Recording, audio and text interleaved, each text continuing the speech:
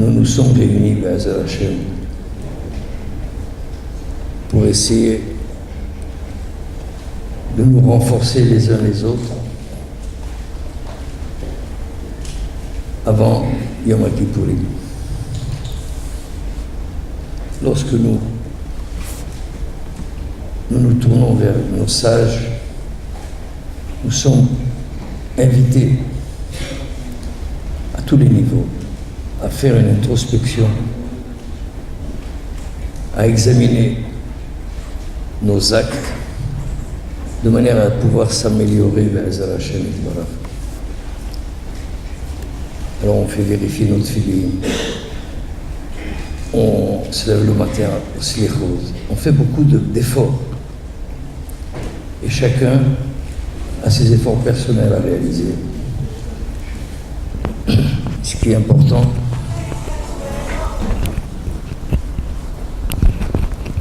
il y a un effort sur le travail.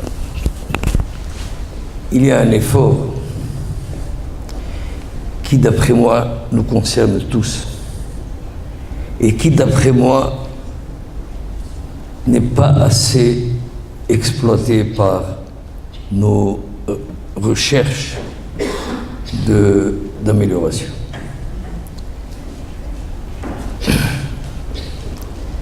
Dans la paracha de Kitavo, Lev Eliyahu nous ramène le verset Tahat asher lo avadta et Hashem Elokecha besimcha uptuv levav berov kol. Vous savez que la paracha de Kitavo comporte 98 klalot, malédictions, les pires qui soient. Que Dieu nous en protège. Et la Torah de nous dire que toutes ces malédictions peuvent atteindre, à Dieu ne plaise, le peuple d'Israël. Pourquoi? Parce que Lo avata et Hashem Elokecha besimcha. Tu n'as pas servi l'Éternel avec joie. Lev Eliyahu pose la question, a priori ça a l'air disproportionné. Le verset ne dit pas qu'on n'a pas servi l'Éternel. On l'a servi, mais ça manquait un peu d'enthousiasme. Lo avata et Hashem Elokecha besimcha. Alors disons que notre service auprès de l'Éternel n'était pas de la meilleure qualité. Mais de là à devoir supporter 98 malédictions, et quand on les lit, on a des frissons. C'est incompréhensible. Afin d'expliquer cette difficulté, Lev Eliyahu nous ramène le Sha'arei Tshuva, Rabbeinu Yona. Rabbeinu Yona dit, dans le 2e chapitre, Veda ki nefesh harasha asher kol ta'avata leheftzei haguf. Rabbeinu Yona, vous savez que Rabbeinu Yona, le Or Yael nous dit que c'est le Shulchan Aruch sur les lois de Tshuva. C'est vraiment, c'est pas un livre de Moussar, c'est un livre de Chokhmah, c'est un Shulchan Aruch. Et ce Shulchan Aruch là nous dit, je vais te donner la définition du rachat.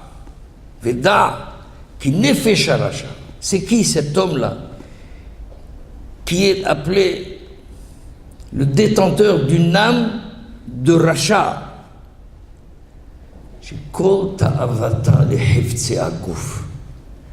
C'est quelqu'un qui trouve tout son plaisir que dans le matériel. Lev Eliyahu qui nous ramène, ce Rabbeinu Yona nous dit, évidemment, Rabbeinu Yona ne parle pas d'une personne qui transgresserait toute la Torah, qui mangerait à Yom Kippour, qui transgresserait Shabbat, parce que si c'est une personne qui se comporte de cette manière, on n'a pas besoin de Rabbeinu Yona pour nous dire qu'il s'appelle un rachat.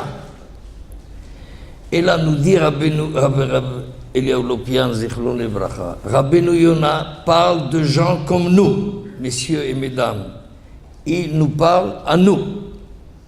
Et il nous traite, Barbinan, de Nefesh HaRasha, c'est-à-dire un homme qui prie 3 prières par jour, qui étudie la Torah, qui mange kasher. Mais il y a un indice. Il y a un indice. Lorsque vous observez ce monsieur-là, vous le voyez, il arrive à Shahrit le matin, comme quelqu'un qui monte à l'échafaud. Il se traîne lamentablement. C'est dur. C'est dur. Il étudie la Torah. Il sort 15 fois pour fumer une cigarette ou boire un verre de thé. C'est pénible. Il mange kasher. Tout ce qui est kasher, c'est cher. Il se plaint. Alors il mange kasher. Il étudie la Torah. Il prie. Mais il n'a aucun plaisir à faire tout ce qu'il fait. Par contre, vous allez rencontrer ce monsieur-là un soir dans un bowling. Vous allez voir comment il s'éclate. Oh. Vous allez revoir dans un restaurant. Oh. C'est une de ses fourchettes. Il a un de ses goûts, une délicatesse dans le choix de ses vins. C'est là qu'il vit. Il mange kasher. C'est du vin badatz. On arrive ben Azmanim. On va dans les Alpes. C'est un hôtel 5 étoiles et on mange de la matzah non shrouya. Regardez ça, c'est important. Il traîne dans des hôtels 5 étoiles, mais il fait bien attention de ne pas manger de la matzah qui soit mouillée. Hasve halila. C'est un grand sadique. Si ses enfants voient toutes les horreurs qu'il y a à avoir dans un hôtel pareil, ça ne le dérange pas. L'essentiel, c'est de passer des bonnes vacances. C'est un froum. Il s'agit de nous. C'est nous qui sommes comme ça. Veda, nous dit Rabbeinu Yona, qui nefesh harasha, asher kol ta'avata lehefze aguf.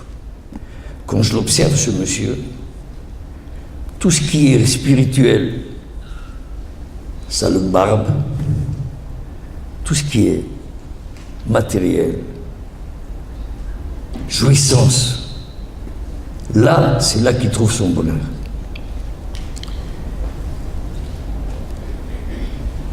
Il est encore difficile de comprendre la gravité du châtiment.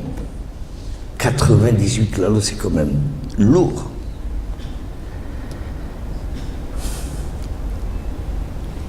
L'Évélien nous dit, la Torah compare l'homme à un arbre, qui a Adam Etz Hasadeh.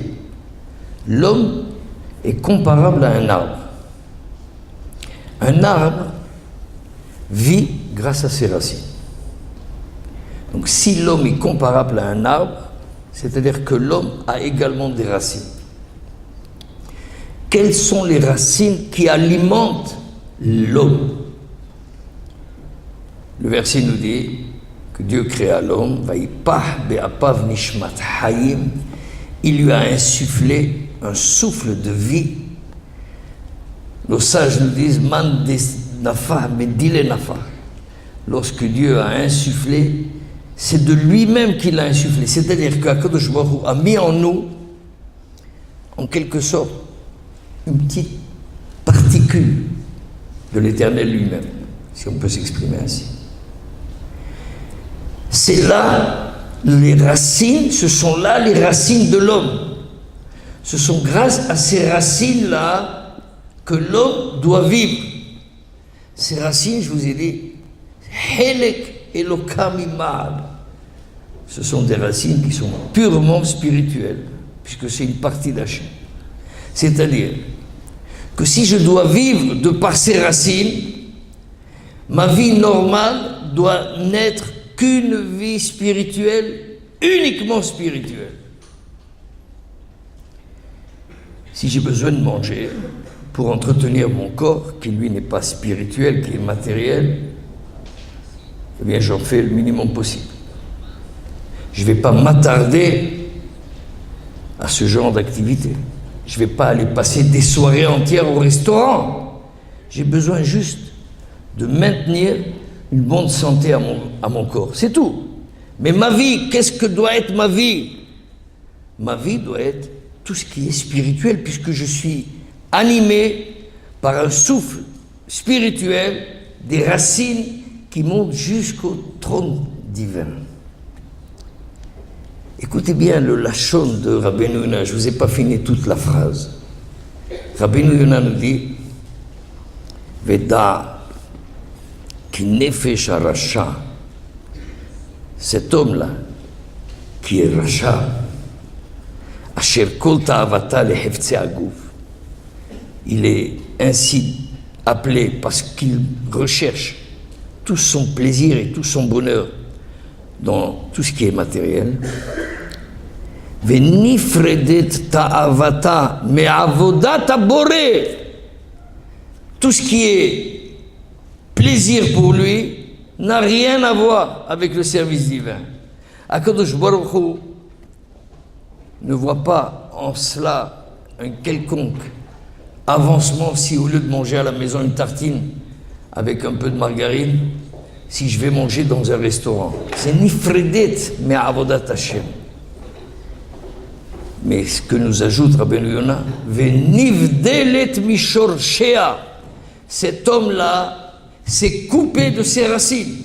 Lorsque nous consacrons tout notre plaisir, tout l'intérêt que nous avons dans la vie aux besoins physiques, matériels, petit à petit, cet homme-là se coupe de ses racines spirituelles.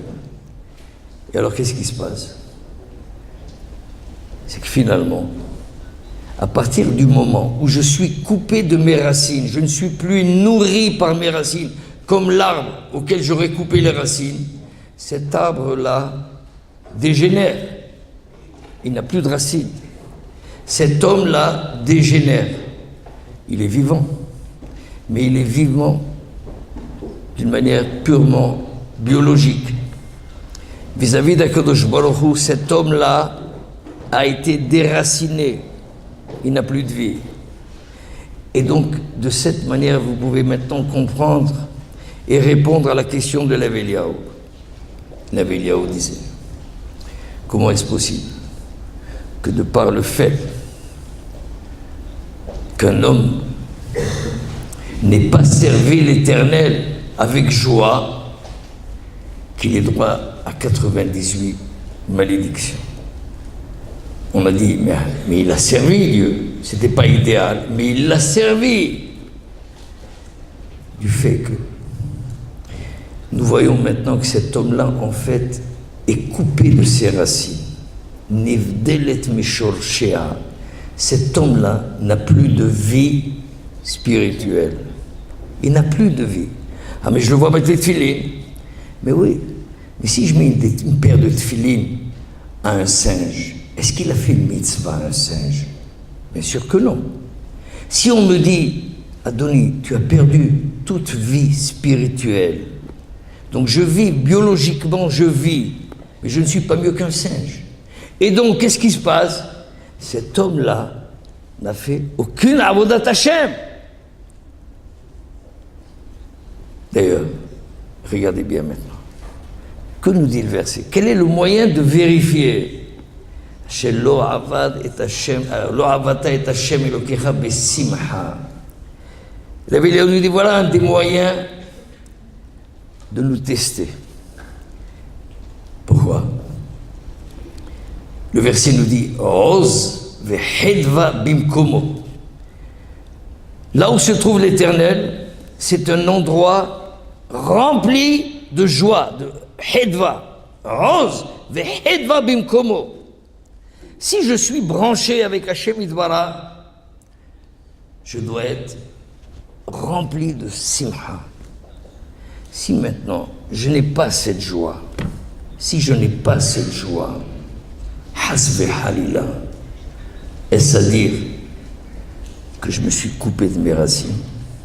Et si je me suis coupé de mes racines, j'ai perdu toute vie spirituelle, je n'ai qu'une vie biologique. Et donc tout ce que je fais, c'est comme un singe qui ferait une mitzvah.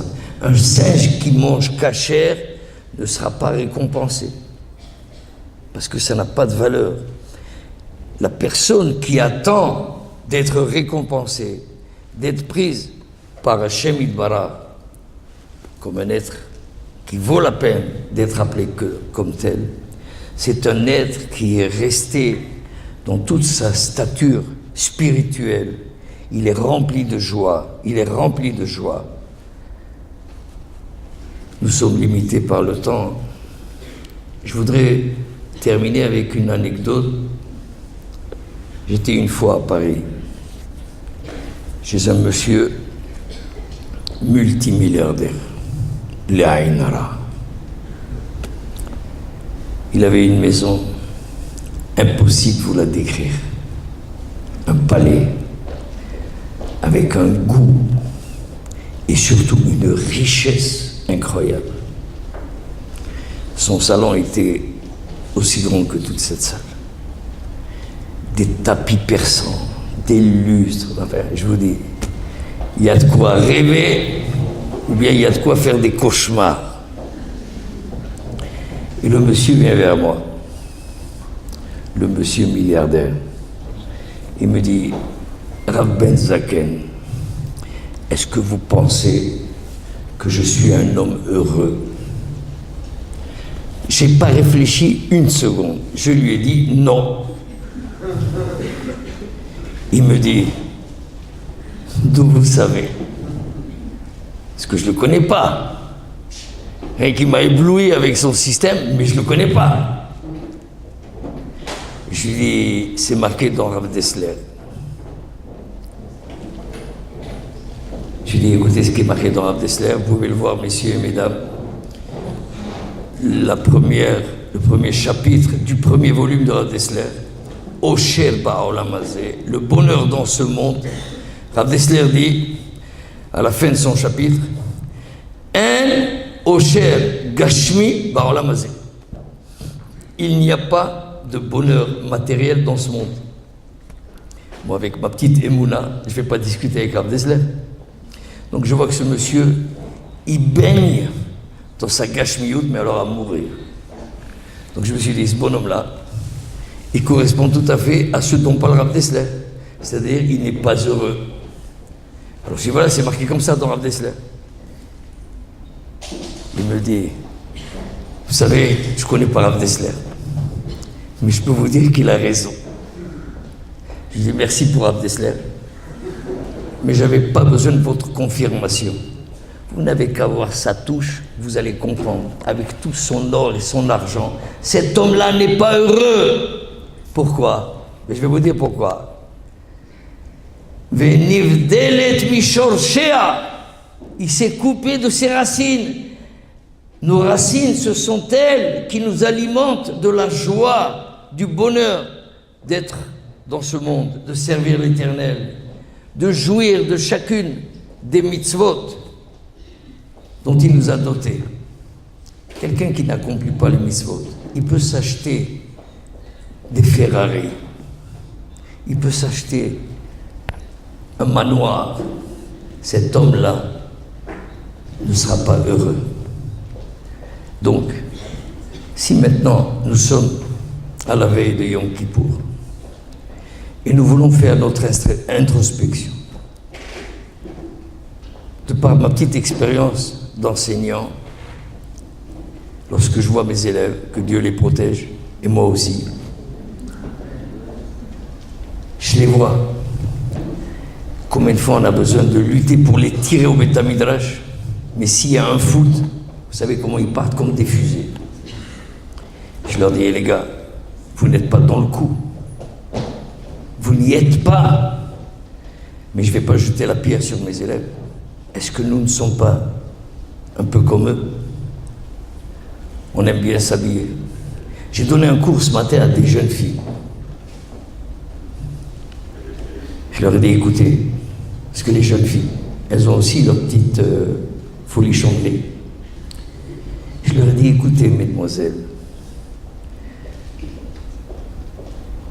j'ai remarqué que lorsque une dame a un événement heureux, elle marie un de ses enfants, elle va s'acheter une de ses robes, une robe, je ne vous dis pas, un investissement de merveille. C'est du parfait. Très bien. Maintenant, l'événement s'est bien passé. Baruch Hashem, l'année d'après, il y a un deuxième événement heureux. La même bonne femme va vous dire, il faut que j'achète une robe. Ah. Mais t'en as une? Oui, mais on m'a déjà vu avec. Et alors? Alors ça, j'ai jamais pigé. Alors là, je vous dis, c'est un des points d'accro avec ma femme. Que Dieu la protège. Mais je comprends pas. Moi, mon costume, jusqu'à ce qu'il tombe en lambeaux, on me voit avec. Mais qu'est-ce que ça peut faire si on t'a déjà vu? Mais t'es pas un mannequin, autant que je sache. On l'a déjà vu, et alors? Oui, je veux pas dire que c'est une bêtise monumentale, mais en fait, je le pense. Eh bien, écoutez bien, toutes ces bonnes femmes-là, eh bien, elles se trompent, parce que moi, j'ai vu d'autres bonnes femmes. J'ai vu la femme de mon maître, la Rabbanit Chaikin, Zichronallah al-Bracha. Je l'ai connue pendant plus de 40 ans. J'ai aucune mémoire visuelle, mais au mieux de mes souvenirs, à toutes les simha où je l'ai rencontrée, elle avait toujours la même robe. Et elle avait toujours le même fichu de perruque qui n'avait aucun sens pendant 40 ans. J'étais pas chez vous. Il y a certainement parmi vous des dames qui l'ont connue. Même lorsqu'elle a marié ses propres enfants, c'était toujours la même robe de Shabbat. Qui a raison? Ces bonnes femmes qui sentent l'obligation d'acheter une nouvelle robe. Mais si c'est du hat permis, mais achetez-les en papier. Pourquoi mettre un argent fou sur une robe qui n'est que hat permis? Mais c'est absurde.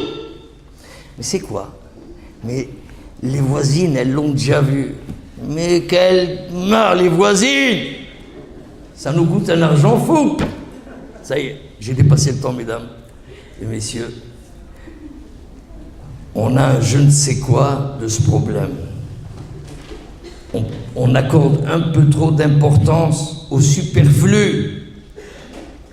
Si j'avais un peu plus de temps, j'avais prévu de vous parler un petit peu au niveau du chinour, combien ce genre de comportement est catastrophique au niveau de nos enfants. Catastrophique.